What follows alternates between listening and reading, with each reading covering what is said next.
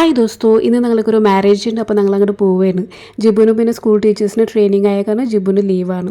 Marriage Triprayar അമ്പലത്തിൽ വെച്ചിട്ടാണ്. പിന്നെ ഫംഗ്ഷൻ വെച്ചിട്ടുള്ളത് ഡ്രീം ലാൻഡിലാണ്. ഞങ്ങൾ പിന്നെ ഡയറക്റ്റ് ഹാളിലേക്കാണ് വന്നത്. വീട്ടിൽ നിന്ന് വരുമ്പോൾ തന്നെ കുറച്ച് ലേറ്റായി പോയി. 9:40 ഇവിടെ എത്തുമ്പോൾ. പിന്നെ താലികെട്ട് 9 മണിക്കായിരുന്നു. ഇതാണ് തേജും സൂര്യയും. ശരിക്കും പറഞ്ഞത് ഒരു ചെറിയ കല്യാണ ഫംഗ്ഷൻ ആട്ടോ. ആദ്യം ആൾക്കാരൊന്നും ഇൻവൈറ്റ് ചെയ്തില്ല. ക്ലോസ് ആയിട്ടുള്ള ആൾക്കാരെ മാത്രമേ ഇൻവൈറ്റ് ചെയ്തിട്ടുള്ളൂ.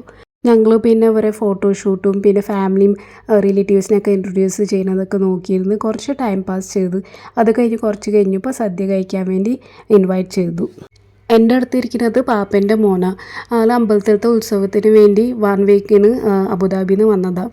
പിന്നെ ഭക്ഷണം കഴിക്കുന്ന സീറ്റിംഗ് അറേഞ്ച്മെൻറ്റ്സ് ഇവിടെ ഹാളിൽ തന്നെ ചെയ്തിട്ടുണ്ടായിരുന്നു. ഞങ്ങൾക്ക് പിന്നെ ഇന്നലെയും സദ്യ തന്നെയായിരുന്നു, ഇന്നും സദ്യ തന്നെയാണ്. പക്ഷെ ഞങ്ങൾക്ക് ഇഷ്ടമാണ് സദ്യ കഴിക്കാനും. ഇന്ന് പിന്നെ സ്പെഷ്യലി 2 തരം പായസം ഉണ്ടായിരുന്നു. ഒന്ന് പരിപ്പ് പായസം, പിന്നൊന്ന് പാലട പായസം. അമ്മയും ഇളയമ്മയും പിന്നെ ഹാളിലേക്ക് വരാൻ കുറച്ച് ലേറ്റായിപ്പോയി. അവർ പിന്നെ അമ്പലത്തിൽ വഴിപാടിന് കൊടുത്ത കാരണം ആ വഴിപാട് കിട്ടാൻ വേണ്ടി കുറച്ച് ലേറ്റായിപ്പോയി. അത് കാരണം പിന്നെ നമ്മളൊപ്പം ഭക്ഷണം കഴിക്കാൻ വേണ്ടി ജോയിൻ ചെയ്യാൻ പറ്റിയില്ല.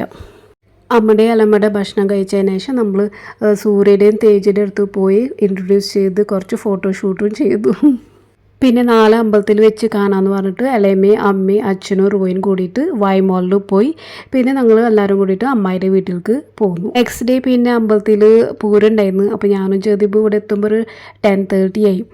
ശരിക്കും പറഞ്ഞാൽ കുക്കൂനും ജിബുനും പൂരം ഒന്നും ഇതുവരെ കണ്ടിട്ടില്ല. അവർക്ക് ചാൻസ് തന്നെ ഇതുവരെ കിട്ടിയിട്ടില്ല.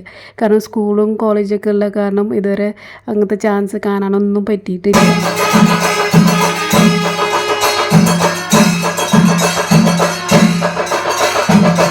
ഇന്നും അമ്പലത്തിൽ ഭക്ഷണം ഉണ്ടായിരുന്നു. ഭക്ഷണം കഴിച്ച് കഴിഞ്ഞ് നമ്മൾ കുറച്ച് നേരം ഇവിടെ ടൈം സ്പെൻഡ് ചെയ്ത് പൂരമൊക്കെ കണ്ടിട്ട് ഇവിടുന്ന് ഞങ്ങൾ എല്ലാവരും കൂടിയിട്ട് അമ്മായിയുടെ വീട്ടിലേക്ക് പോയി. അമ്മായിയുടെ വീട് പിന്നെ അമ്പലത്തിൻ്റെ അടുത്ത് തന്നെയാണ്. അപ്പോൾ പിന്നെ നമുക്ക് ഇവിടെ നിന്നാലും പൂരം പോണത് കാണാം.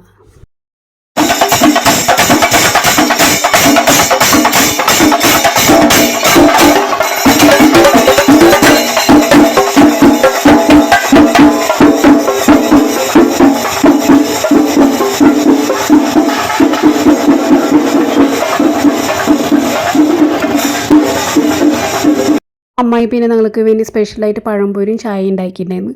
അപ്പോൾ ഇതാണ് എൻ്റെ ഇന്നത്തെ ദിവസം. ഇഷ്ടമായെങ്കിൽ ലൈക്ക് ചെയ്യണം. ഞാൻ പിന്നെയും കുറേ വീഡിയോ ആയിട്ട് വരും. അപ്പോഴേക്കും ബൈ.